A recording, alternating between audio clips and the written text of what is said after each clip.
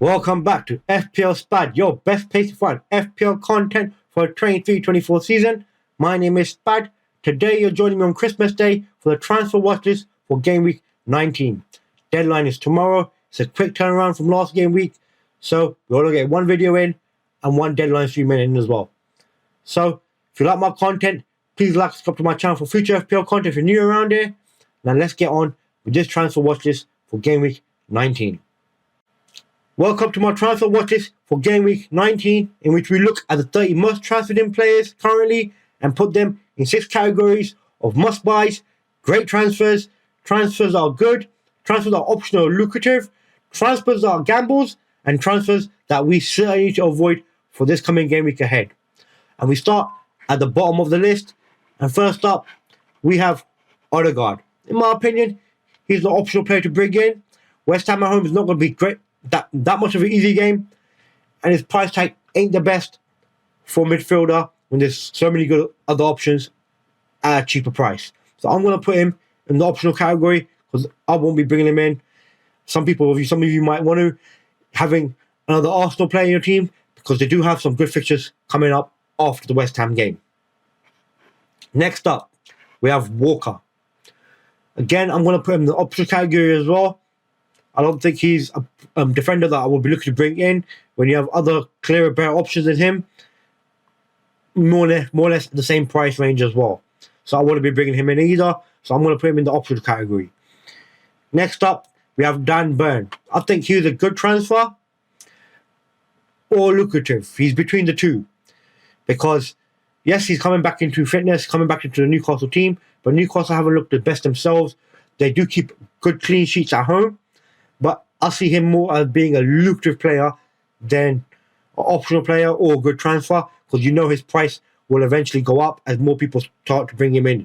So I'm going to put him in the optional category and I'm going to put him at the top of the list because he has the lucrative option behind him as well, where his price in the future could increase after the hard games.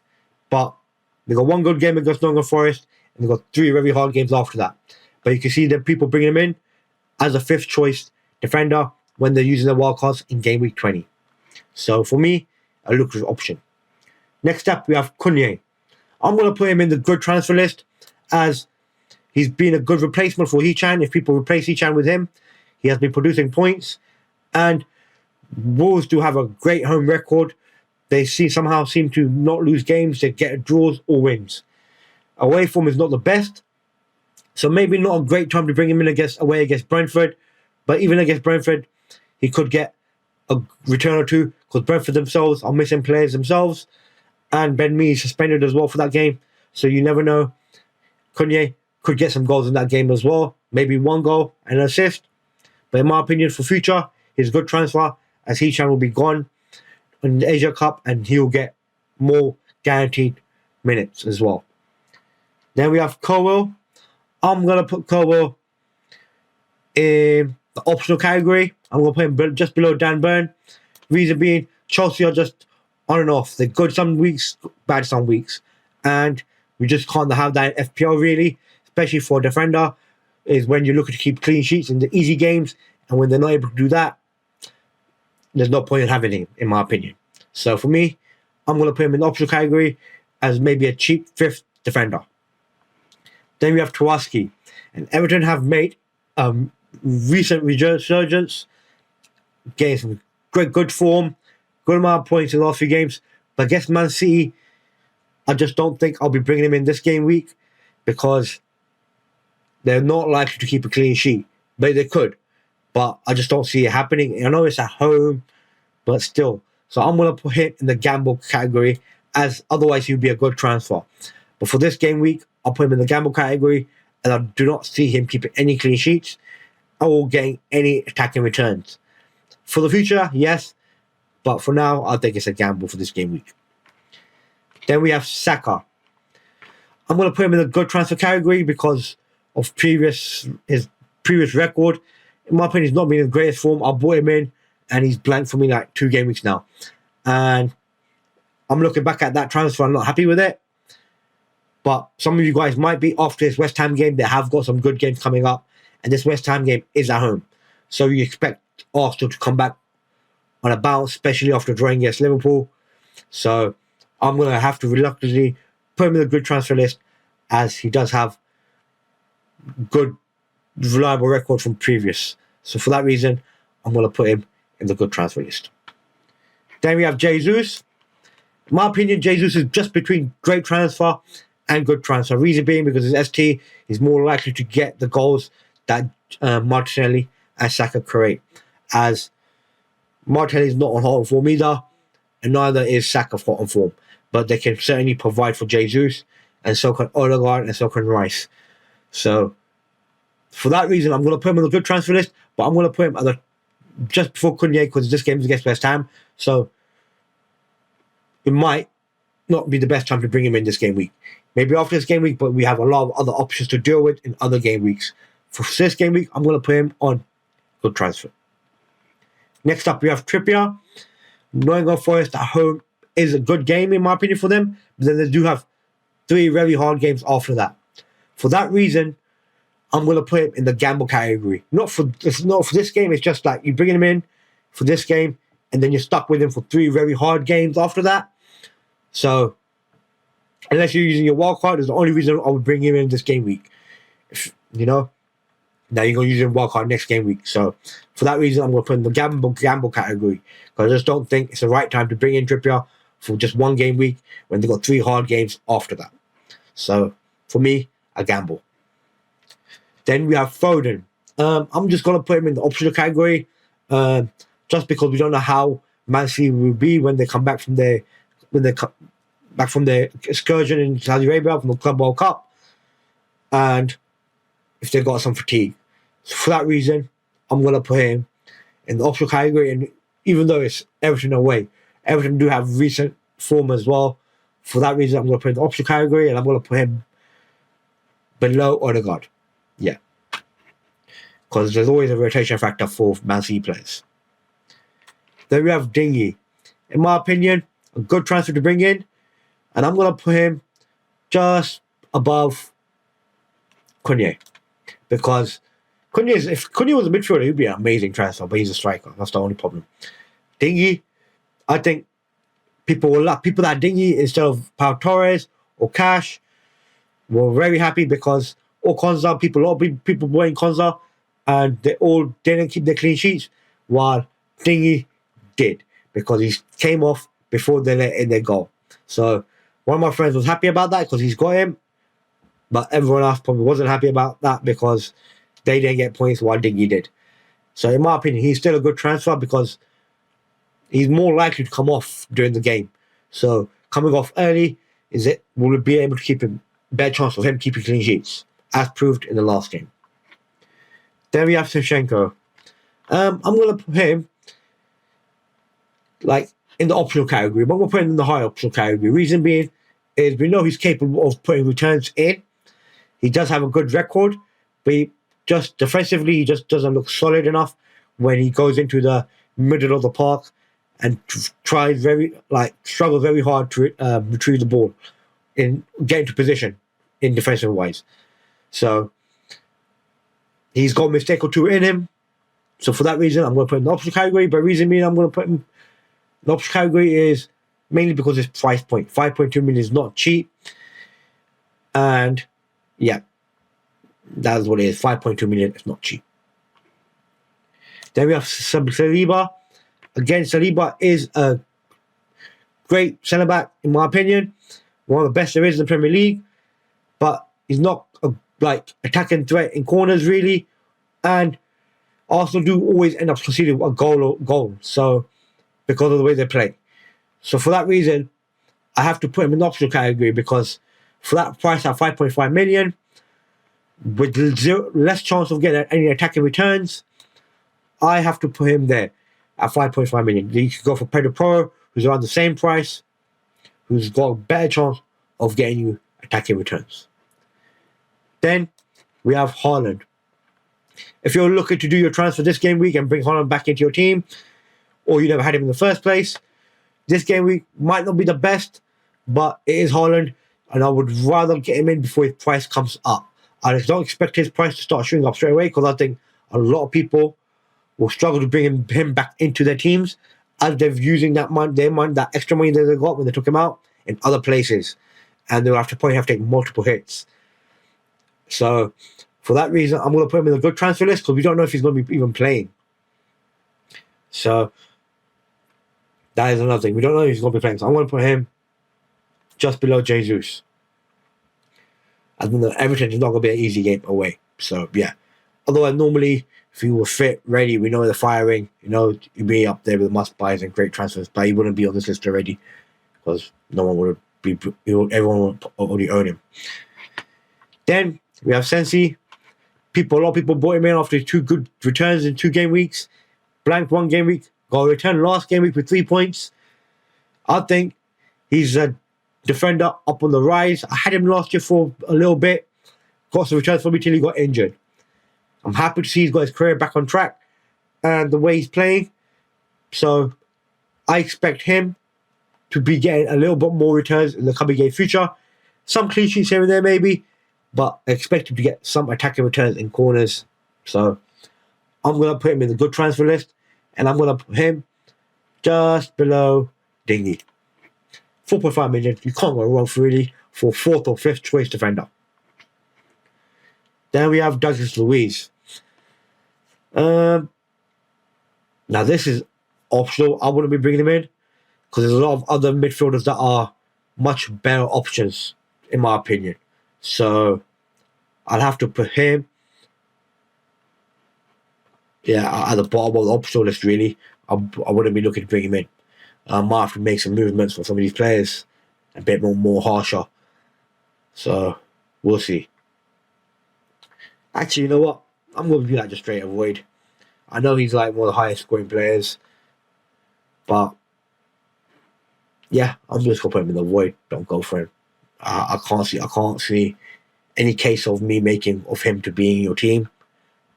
So yeah, I'm going to put him in the void. Then we have Watkins. I think he's a great transfer to bring in. He blanked last game week. Everyone had him as captain, and it backfired for a lot of people. Like that's 2 games where we expected him to get a mega haul. The Luton game and now the Sheffield game. In both games, he wasn't able to put a return out. So yeah, I'm gonna have to literally. You gotta be careful of who you make captain, but I think he's a good transfer as he's still the 2nd most point scoring striker in the game. His price has gone up now to 8.8. It's pretty expensive from where he started. He started at 8 million. I got him at 8.6. Majority of the people got him at 8.4. The few people that have rated him had him from early on. For me, there's not many great other right now guaranteed like points makers for you in the ST option. So for me, he's still a great transfer to bring in. Not must buy, a great transfer. Now we have Salah. Now this is a bit of a hard one because he's got Burnley away and then he's got Newcastle at home. And then he goes off to the Africa Cup Nations. So you're really just bringing him. If you're bringing him in this game week, you're bringing him in for the Burnley game because you don't expect a return with many returns against Newcastle at home. I know it's a home game, but most people are probably looking to take him out after Gameweek 19. Unless you're playing your wild card in Gameweek 20, is the only reason I'll be looking to bring him in if you don't already have him. So for me, it is a gamble to bring him Salah in for just 1 game week and you have to take him out. It just makes no sense to me, in my opinion. Especially at 13.3 million for 1 game week. No. Sorry. Gamble. Then we have Palmer. You have to avoid him this game week as he's suspended. I don't expect his price to go up from now to the next game week. So for me, do not bring him in this game week. Avoid him completely. Then we have Nkuku, who came off the bench to score a goal against Wolves. Wasn't enough for them to get the draw in the end. He came and scored injury time in the end. But he came on during the 60th minute, 60-something minutes. He got enough playing time. I just don't think he'll get that much playing time again this game. He might come off the bench again, but I think Pochettino will ease him in still until he gets more fitness in him. So for me, another gamble, but I'll put him ahead of Salah because he could be a very good differential. I could be wrong. they Pochettino might be like, okay, that's it. Jackson, you're off. And Nketiah, and Kuku, sorry, go for it. You know? And Crystal Palace at home is a good game to maybe try. But it will be definitely a gamble. Because we're not going to get much team news before the deadline. So for me, a gamble. Next up, we have Gordon. Good game at home, but then 3 very hard games after that. You know? So I want to be bringing him in for just 1 game week, in my opinion. For that reason, I'm going to put him as a gamble, unless you look to keep him for 3 hard games and expect him to get any returns in them games. So for that reason, same reason again as for most Trippier as well, it's a gamble, gambling basically, in my opinion, because against a harder defense, he's less likely to score goals. So I'm going to put him in the gamble list as well. Then we have Son. Same thing I would say. At Son, you probably want to keep for the next 2 games, but then take it out. But at the price point, 9.8 million, I have to say it's a gamble, but I have to put him ahead of Salah, because Salah has only got 1 good game and 1 hard game, while Son has 2 good games before he goes away on his Asia Cup as well. So he's another gamble. We're picking up quite a lot of gambles this game week, as some of these players are going to be heading off to the Africa Cup Nations and Asia Cup, fitness test, and some hard fixtures. So we have to watch out for these. Then we have Gabriel. Now, I think Gabriel, like I said a few game weeks ago, like if you were going to bring in an Arsenal player in the cheap, Gabriel was the one to do it. His price is probably looking to go up, as he just scored 10 points last game week. So could be lucrative as well. But for me, it's optional, and I'm going to put him just below Shevchenko, because I don't see Gabriel getting attacking returns most game weeks. So I have to put him below, but he is a great luxury option as well, because his price I can expect to go up maybe a point or 2, because I expect people to spend more money on the defense now, as they'll be losing Salah soon, Son soon, so they'll have a lot extra cash in the bank to improve other parts of the teams. So we could see a lot of price rises for defenders in the coming game weeks ahead, especially in the January month. Next up, we have Richarlison. In my opinion, a great transfer to bring in, and I'm going to put him actually higher than Watkins, because he's a midfielder playing as a ST, and that place will be more nailed on when Son leaves as well. So for that reason, I think he is one of the great transfers to bring in this game week. I bought him last game week. I took a -4 hit, took out Hechan, and bought him in, and Richarlison in. He got 8 points. So for me, it was a win. Like, taking a -4 hit. Like I should have done like loads of game weeks ago, so many times earlier, where taking a hit sometimes is a beneficiary action overall. Then we have Pedro Porro. In my opinion, it's a good transfer to bring in. Not a great transfer. Reason being, he will blank some games with his attacking returns, because he's just not Trent, really. You know, he can get in those attacking positions, but if you don't have the quality that Trent has, then you're not going to be putting in those attacking returns every game. So, and Tottenham do not keep clean sheets, as we have seen in the past. He doesn't come off early as well. That's another thing. So for me, he's a good transfer, just not a great transfer to bring in. So I'm going to put him just below Sensi. As you can see, I think it's more about defenders this game, probably, as you don't want to be spending too much money on your midfield in other places, as people will be looking to save the money to bring back Haaland into the team. Then we have Bowen. And this guy just always keeps on returning somehow. His price is going up to 7.8 million. And what can I say about him, man? He's good. He's quality. And like, he's very, very consistent. So for me, if you can afford him, it's a great transfer from not this game week, because he's got Arsenal away in the easiest game. So I'm going to put him in the good transfer list, and I'm going to put him above Cunha, just because they both got away games, but Bowen is more likely to get an attacking return, as West Ham are just a better team than Wolves, in my opinion, overall. So, and Bowen is playing as a temporary ST as well. So that helps. Then we have Alvarez.